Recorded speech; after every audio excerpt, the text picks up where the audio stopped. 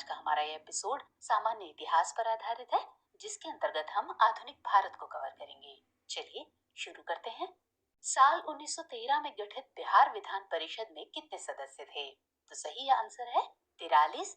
इसमें 24 निर्वाचित और 19 मनोनीत थे। अगला तथ्य, व्यापारिक हितों को ध्यान में रखकर हिंद महासागर में प्रभुत्व स्थापित करने के लिए किस पुर्तगाली गवर्नर ने ब्लू वाटर पॉलिसी लागू की? तो इसका सही जवाब है फ्रांसिस्को द अल्मीडा। अगला तथ्य, तस्मानिया की खोज करने वाला वान डीमंस लैंड किस देश का यात्री था? तो ये यात्री था हॉलैंड का।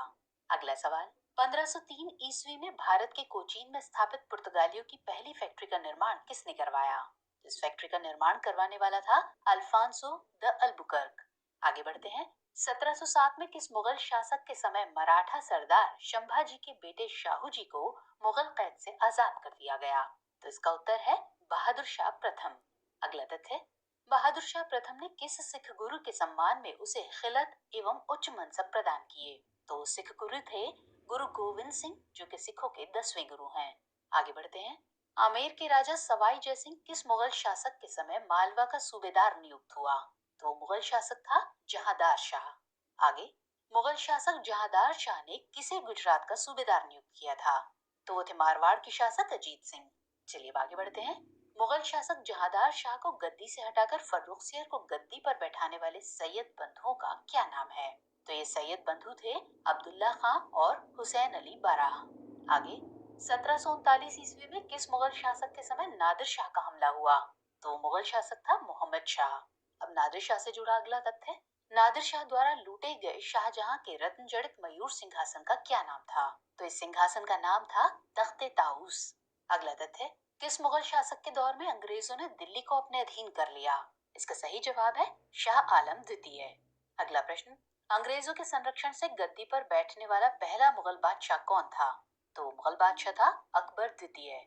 अगला तथ्य, किस मुगल शासक ने राजा राम मोहन राय को राजा की उपाधि प्रदान की? तो ये उपाधि प्रदान की थी अकबर द्वितीय ने। शाह बेखबर के नाम से प्रसिद्ध मुगल शासक कौन था? ये मुगल शासक था बहादुर शाह प्रथम। चलिए आगे बढ़ते हैं। आधुनिक इतिहास में स्वतंत्र कर्नाटक राज्य की स्थापना का श्रेय किसे दिया जाता है? तो ये श्रेय दिया जाता है सादतुल्ला खां को। अगला सवाल, वेलेज़ली की सहायक संधि के अनुरूप ब्रिटिश सेना रखने वाला पहला भारतीय राज्य कौन था? तो ये पहला भारतीय राज्य था हैदराबाद। अगला तथ्य, बंगाल के किस शासक के शासनकाल में मुगल बादशाह को कभी राजस्व नहीं भेजा गया? तो सही उत्तर है अलीवर्दी खां।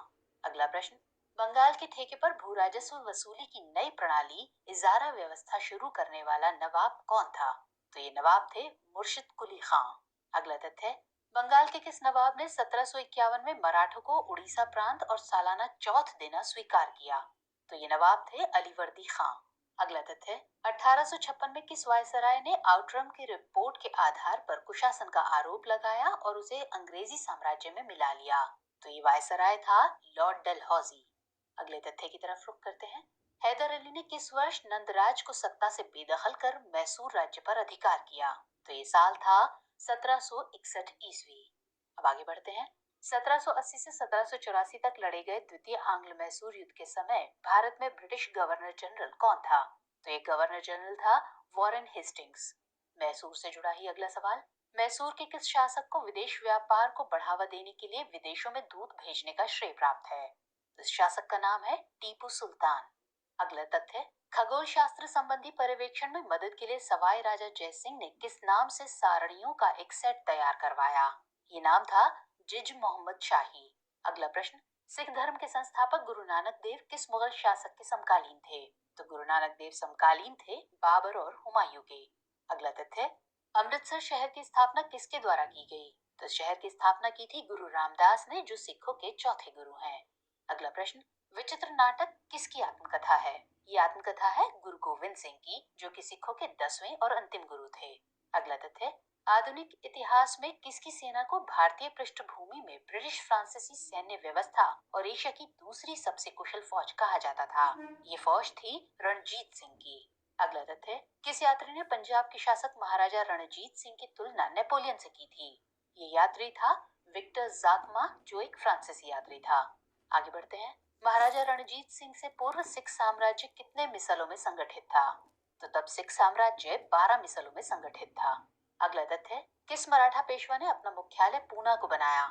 सही जवाब है बालाजी बाजीराव, जिन्हें हम सब नाना साहेब के नाम से जानते हैं। अगला तथ्य, 1761 में हुए पानीपत के तृतीय युद्ध में मराठा सेना का नेतृत्व कौन कर रहा था?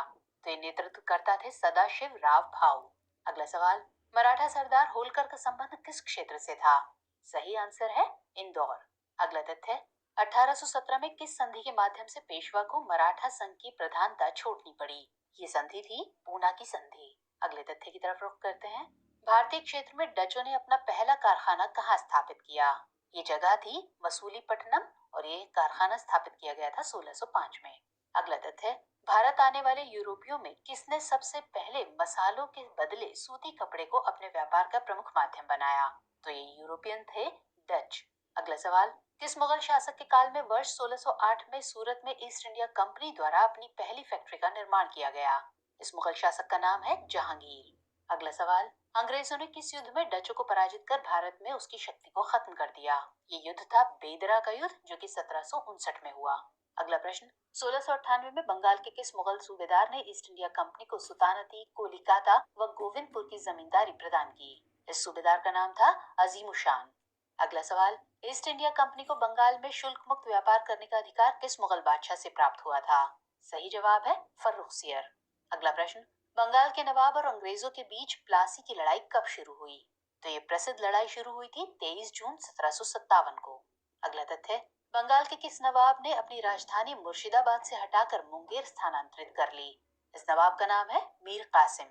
अगला तथ्य, मुगल शाही फरमान के विरोध में किस नवाब द्वारा बंगाल में आंतरिक व्यापार पर सभी प्रकार के शुल्कों की वसूली को बंद कर दिया गया?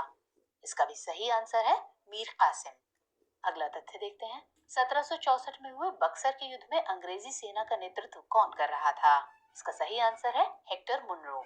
अगला प्रश्न, बक्सर के युद्ध के समय बंगाल का शासक कौन था? ये शासक था मीर जाफर। अगला प्रश्न, इलाहाबाद की संधि पर बंगाल की ओर से किसने हस्ताक्षर किए? सही जवाब है नजमुद्दौला। अगला तथ्य, किस संधि के तहत मुगल बादशाह ने ईस्ट इंडिया कंपनी को बिहार, बंगाल और उड़ीसा की जमींदारी प्रदान की? ये संधि थी इलाहाबाद की संधि, जो कि 1765 में हुई। अब सवाल बक्सर की लड़ाई से। बक्सर की लड़ाई में अंग्रेजों के विरुद्ध किसकी सेना लड़ रही थी?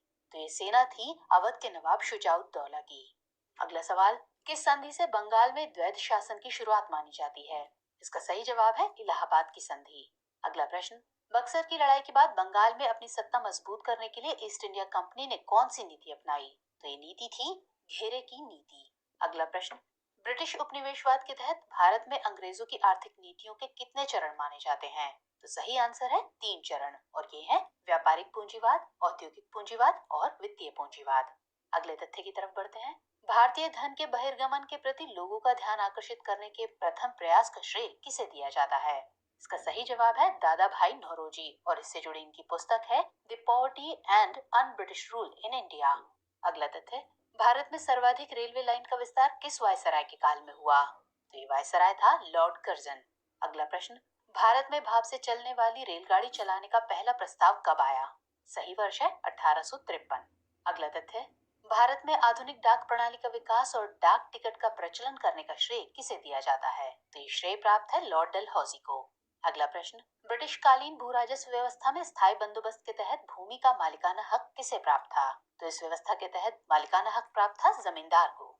अगला प्रश्न, ब्रिटिश कालीन भू राजस्व नीति में महालवाड़ी व्यवस्था का प्रतिपादन किसने किया? ये था हॉल्ट मैकेंजी। अगला प्रश्न, ब्रिटिश कालीन भू राजस्व नीति में ब्रिटिश भारत के अधिकांश भूभाग पर कौन सी भू राजस्व व्यवस्था लागू थी? तो ये व्यवस्था थी रैयतवाड़ी, जो कि 51% भूभाग को कवर करती थी। अगला प्रश्न, ब्रिटिश कालीन भू राजस्व नीति के रैयतवाड़ी व्यवस्था में ब्रिटिश सरकार को राजस्व देने की जिम्मेदारी किसकी थी? इसका सही आंसर है किसान। चलिए अब आज का अभ्यास प्रश्न नोट कर लीजिए। सवाल है, इंडिया टुडे पुस्तक के लेखक कौन है? तो सवाल का जवाब भी कमेंट सेक्शन में दीजिएगा और साथ ये भी बताइएगा कि आपको हमारी ये नई पहल कैसी लगी। मिलेंगे अगले एपिसोड में, तब तक के लिए जय हिंद।